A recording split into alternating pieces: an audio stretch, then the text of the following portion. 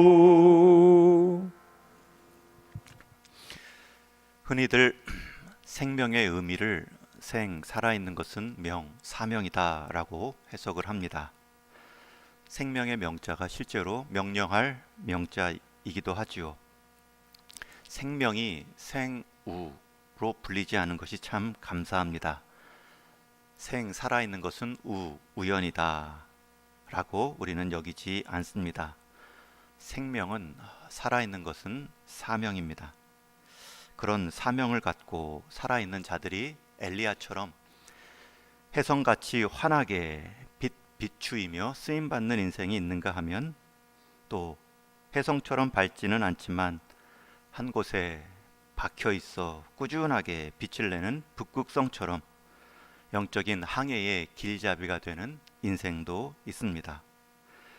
반대로 말씀에 무지하고 또 말씀을 무시하여 그렇게 산 자들이 당하는 형벌을 다 빨아들인 블랙홀과 같은 아합 인생도 있습니다. 어제 말씀에서는 북극성과 같은 오바댜의 삶을 살펴보았는데, 다시 한번 오바댜의 신앙을 통해 우리가 생명, 살아있는 것이 사명이다, 사명 있는 자로 살아갈 때 하나님의 은혜를 받는 그릇에 대해서 살펴보겠습니다. 함께 읽은 오늘 본문의 말씀은 오바댜의 평소 모습을 보여주는 사건입니다. 오바댜가 숨은 선지자들을 돌보는 장면이 아니라 국내 대신으로 가장 악한 왕 옆에서 가장 크게 하나님을 섬기는 모습이 아니라 어떻게 그가 그런 자리에까지 설 수 있었는지 그 과정을 보여주는 일상의 삶이 나오고 있습니다. 우리가 한 사람을 평가할 때에 특별한 모습, 특별한 결과도 살펴야 하지만 그 사람의 본질을 알려면 그 특별한 과정에 어떤 모습으로 이르렀는가, 그 일상의 삶도 놓쳐서는 안 됩니다. 제가 지금 강단에서 설교하고 있지만 제 책무이고 역할이기에 감당하고 있지만 제 실상은 이 강단 위의 모습만으로 볼 수 없습니다.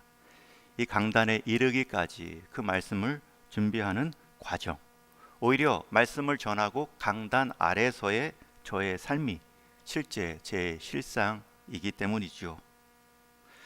마찬가지로 오바댜의 모습도 100명의 선지자를 돌보고 또 국내 대신으로 하나님을 크게 섬기었던 특별한 행동, 결과만을 볼 것이 아니라 오바댜의 일생을 통해 그 자리에 이르게 된 신앙의 과정을 또한 우리는 살펴야 합니다.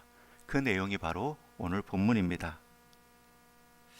여기서 나타난 오바댜의 모습은 앞의 모습, 용기 있는 자의 모습이 아니었습니다. 오히려 죽을까 하여 두려워 떨고 있는 나약한 인간의 모습입니다.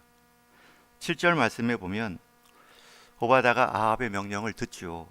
나라를 둘러 나누어서 너는 이쪽 나는 저쪽 물길을 찾아보자. 가축에게 줄 물을 찾다가 엘리야를 만나게 됩니다. 아합이 명령하여 전 국토를 샅샅이 찾아봤지만 찾을 수 없었던 그 엘리야를 하나님이 때가 되자 만나게 해 주신 것입니다. 엘리야도 그제서야 그를 알아보고 가서 아합에게 내가 당신을 보겠다라는 말을 전하라 말하지요. 그 말이 끝나자마자 이 오바댜는 제가 무슨 죄가 있다고 그 말을 전하다가 아합의 손에 죽게 하시려나이까. 그렇게 가서 말을 전했다가 또 당신이 성령의 인도함을 받아 하나님이 숨기시는 곳으로 가면 그 수많은 병사들도 못 찾았는데 또 저는 거짓말한 사람이 되어 아합의 손에 죽을 수도 있습니다. 홀로 고군분투하여 선지자 100명을 숨기며 살렸던 그 담대한 의인의 입에서 전혀 뜻밖의 말이 나오고 있습니다. 우리가 예상했던 오바댜의 말은 이러해야 했습니다. 제가 지금 가축에게 줄 물을 찾는 것이 아니라 바로 당신을 찾고 있었습니다. 이제 더 이상 우상 숭배의 이 나라를 끝냅시다. 당신의 심판의 말과 가뭄에도 3년간 아합은 전혀 듣거나 변화되지 않았습니다. 당신의 말씀과 제가 숨겨둔 선지자들을 보태어 우리가 한번 바꿔봅시다 라고 얘기할 줄 알았는데, 오바댜는 내가 무슨 죄가 있다고 아합의 심기를 건드려 그의 손에 죽게 하시려나이까. 12절 중반에도 내가 죽임을 당하리이다, 죽음을 두려워하는 오바댜의 모습을 볼 수 있습니다. 여러분, 어떤 모습이 실제 오바댜의 모습입니까? 국내 대신으로 가장 악한 왕의 옆에서 가장 크게 하나님을 섬겼던, 그 과정에서 자기의 달란트와 직분을 통해 하나님의 선지자들을 보호했던 그 모습이 오바댜입니까? 아니면 엘리야에게 아합을 내가 다시 보겠다, 이 엘리야의 말만 전하라는 것도 두려워서 이렇게 떨고 있는 모습이 오바댜입니까? 우리는 이 모습에서 오바댜를 통해 얻을 수 있는 신앙의 교훈, 은혜를 받는 그릇은 무엇입니까? 그가 선지자 100명을 3년 가까이 물과 떡을 가져다 주며 먹여 살린 그 과정은 무엇입니까? 가서 말만 전하는 것도 두려워하여 떨고 있는 이 모습과 어떻게 조화시킬 수 있습니까? 우리는 흔히 사명을 감당할 때에 전혀 두려움 없이 기쁨과 성령 충만하여서 아무 꺼리낌 없이 감당하는 사명자의 모습만을 떠오를 때가 많이 있지요. 그러나 사명자의 모습은 그렇지 않습니다. 사명을 감당한다는 것은 전혀 두려움 없이 감당한다라는 모습이 아니지요. 혜성과 같이 쓰임받던 엘리야마저도 18장 이후 19장에 가면 두려워 떠는 모습, 오히려 자기 생명을 거두어 달라는 그러한 두려움 가운데 빠진 적도 있습니다. 성경이 말하는 용기 있다라는 것은 전혀 두려움이 없다라는 말이 아닙니다. 여러분, 용기 있다라는 것과 두려움이 없다라는 말은 같은 뜻이 아닙니다. 오바다가 보여주는 용기는 두려움이 있어도 행함이 멈추지 않는 것이 용기임을 보여주고 있습니다. 어떤 분들은 제게 묻습니다. 목사님은 목사니까 새벽 기도가 늘 즐거우시죠? 일어날 때마다 벌떡벌떡 일어나시죠? 절대 그렇지 않습니다. 일어날 때에도 때로는 몸이 천근만근, 조금 더 자자라는 마음이 들 때가 있습니다. 그러함에도 불구하고 일어나는 것, 이것이 용기지요. 안 졸리고 벌떡벌떡 일어나서 이 자리에 자동으로 서 있는 것이 아니라, 그럼에도 그 과정에서 주실 은혜, 그리고 실제로 늘 돌아가는 새벽 기도의 발걸음은 가볍고 기쁨이었습니다. 어떤 분들은 말합니다. 헌신할 때에, 헌금할 때에 정말 감격하고 감사해서 아낌없이 쑥쑥 드리지요. 아닙니다. 이것을 통해서 받으시고 쓰실 하나님의 일하심을 기대하며 저는 제 몸을, 제 물질을 구별하여 드립니다. 여러분, 이게 용기입니다. 사도 바울도 용기 있는 자의 모범을 보여주었습니다. 고린도후서 12장 9절 말씀을 우리 한번 같이 읽겠습니다. 시작. 나에게 이르시기를 내 은혜가 내게 족하도다. 이는 내 능력이 약한 데서 온전하여 짐이라 하신지라. 여러분, 무엇이 용기이고 순종입니까? 자신의 약함을 감추고 약함이 없는 상태에서 순종하는 모습이 용기가 아닙니다. 왜냐하면 약함이 없을 수가 없기 때문이죠.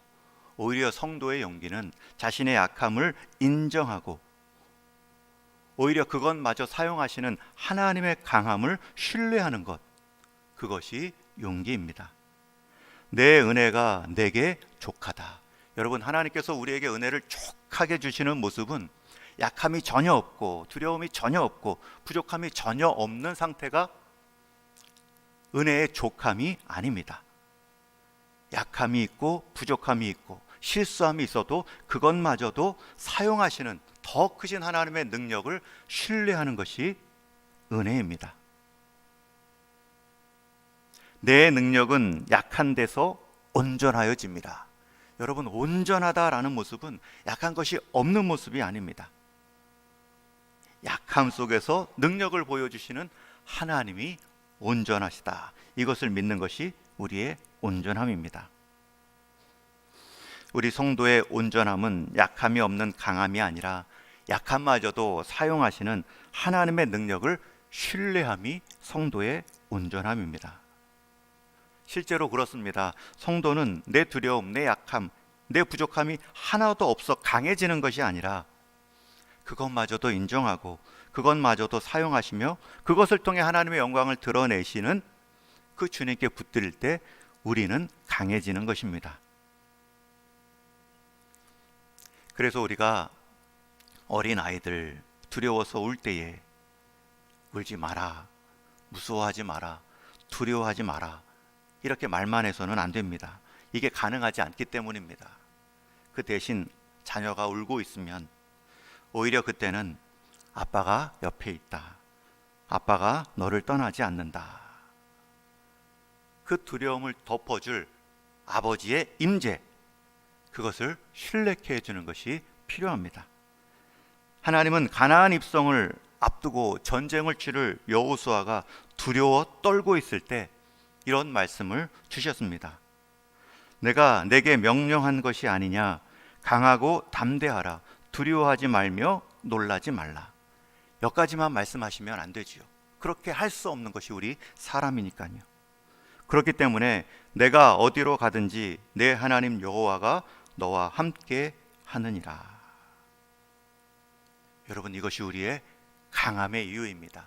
이것이 우리가 사명을 마칠 수 있는 은혜의 그릇입니다. 여호수아에게 있어서도 사명을 감당할 때에 용기 있는 모습은 두려움을 다 제거한 후에 가나안으로 들어가는 것이 아닙니다. 두려움에도 불구하고 이전까지 광야와는 전혀 상황이 다른 가나안 본토 적진의 사람들과 전쟁을 해야 되는 낯선 경험의 두려움 속에서도 오히려 하나님의 임재의 약속을 더 크게 붙잡고 그 자리, 그 발걸음을 떼지 않는 것, 그것이 진정한 용기입니다. 사명을 감당하는 모습입니다. 여러분, 우리가 언제 한번 사명 감당하면서 맡겨진 자리 지켜내면서 부담 없었던 적이 있고 두려움 없었던 적이 있습니까? 여러분, 이 아침에도 기도의 자리 나오시는 모습 귀합니다. 물론 어떤 분들은 성령 충만하여 사모하며 나오시는 분들도 있지만 또 하루 시작을 구별하야겠다라는 의지로 드리시는 분들도 있지만 하루 초 출근하여 여러 분주한 상황 속에서도 그래도 첫날은 구별하여 드리자. 피곤함에도 불구하고 순종의 모습을 보이는 것이 하나님이 기뻐하시는 용기 있는 모습이지요. 두려움이 없다는 것, 그것은 우리에게 가능하지 않습니다. 두려움은 없을 수가 없습니다.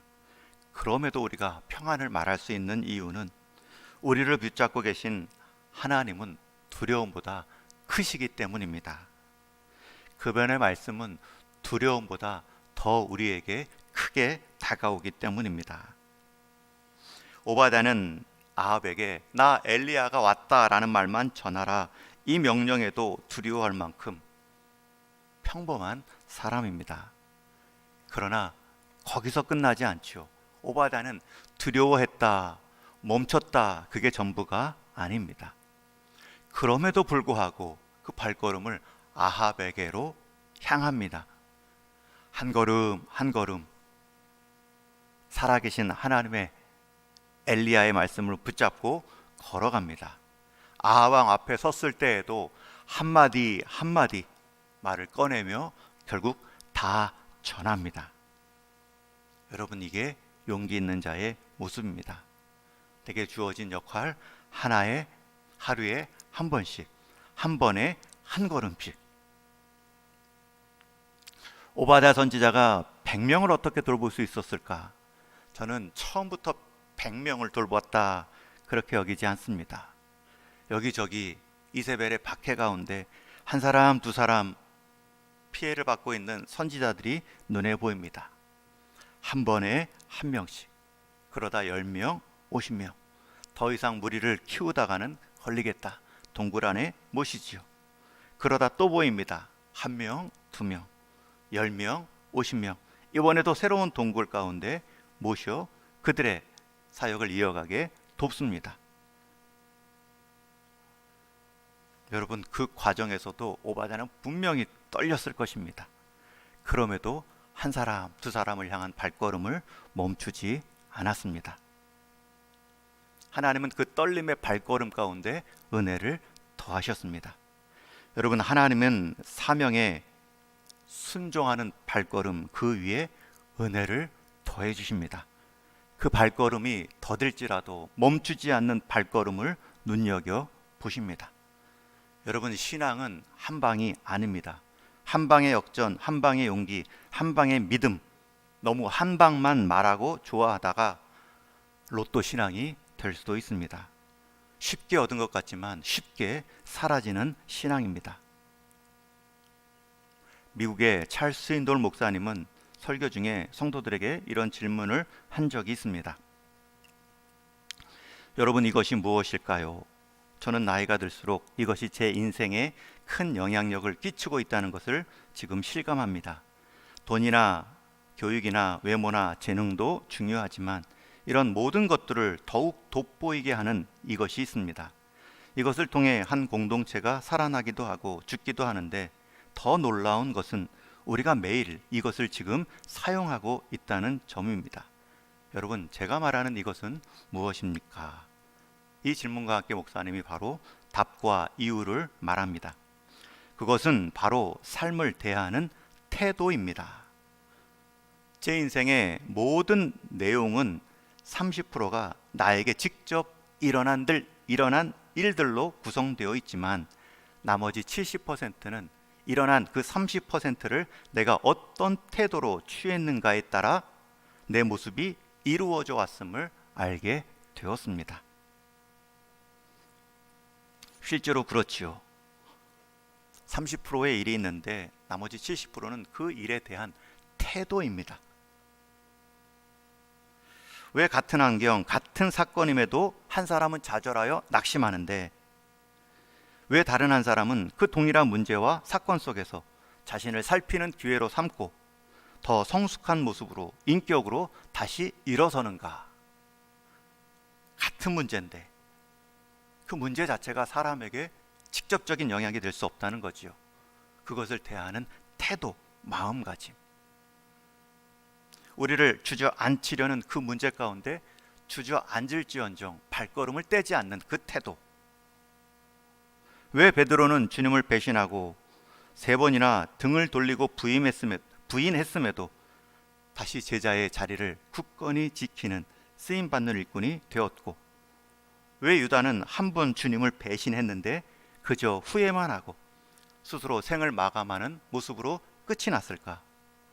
왜 사울은 왕의 자리에 올랐을 때에 다윗의 이름이 높아지고 드러나며 그가 주목받는 것을 괴로워 못 견뎌 했으며, 다윗은 하물며 하나님께서 버리신 왕을 끝까지 반역으로 폐위시키지 않고 자기의 아들이 반역했을 때에도 그 권자의 자리를 같은 방법으로 싸워 얻기를 피하였을까? 왜 한 사건에 대해 한 사람은 이렇게 행동하고 한 사람은 저렇게 행동할까? 여러분, 사건을 대하는 태도는 사람마다 다른데 그 다름이 그 인생의 결과를 결정합니다. 다 똑같습니다. 다 두렵습니다. 다 부담이 있습니다. 그러나 차이는 발걸음을 멈추지 않는 것입니다. 오바댜는 두려웠지만 그 발걸음마저 굳어버린 것은 아닙니다. 동행하시는 하나님을 더 신뢰하고 한 발자국 더 내밀 수 있는 용기를 보여준 것뿐입니다. 저와 여러분, 오늘도 한 발자국 한 발자국 내딛는 것입니다. 저 사람, 저 자리, 저 관계, 더디 가더라도 멈추지 말고 오늘 걸어야 할, 오늘 순종해야 될, 오늘 감당해야 될 사명의 자리를 지켜가는 것입니다. 그랬더니 어느새 내 뒤에 숨겨진 100명의 하나님 말씀이 있고 하나님의 선지자가 있고 어느덧 내가 가장 악한 왕의 궁 안에서도 하나님을 크게 섬기는 신앙의 길을 지켜갈 수 있었던 것입니다. 그래서 사명 있는 삶이란 오늘 주어진 삶을 버티는 것입니다. 오늘 주어진 내 자리를 믿음으로 감당하는 것입니다. 내일의 두려움으로 오늘의 순종을 양보하거나 미루는 것이 아닙니다. 기도하는 사람의 특징이 무엇입니까? 지금 기도한다는 것입니다. 저는 기도에 강한 자를 새벽 기도에 참여하시는 분이라 믿습니다. 이유는 한 가지입니다. 그것은 지금 기도하고 있기 때문입니다. 저는 금요 기도회 때에 이 자리에 섰으면 똑같이 기도의 강자는 금요 기도회에 나오는 사람입니다 라고 말할 것입니다. 왜냐하면 지금 기도하고 있기 때문입니다. 여러분들이 오늘 지금 기도하고 있으면 여러분들은 기도의 강자입니다. 오바댜의 믿음은 오늘 지켜야 될 믿음의 자리를, 믿음의 발걸음을 지킨 것뿐입니다. 그가 보여준 용기란 두려움 없이 행한 것이 아니라 두려울지라도 감내하고 천천히 그 자리와 길을 지켜내었다는 것입니다. 여러분이 오늘 지켜내야 될 그 자리는 하나님이 오바댜와 같이 쓰시는 자리입니다. 혹 두려움과 버거움이 있다 할지라도 그 길을 걷게 하시는 하나님의 은혜가 반드시 있습니다.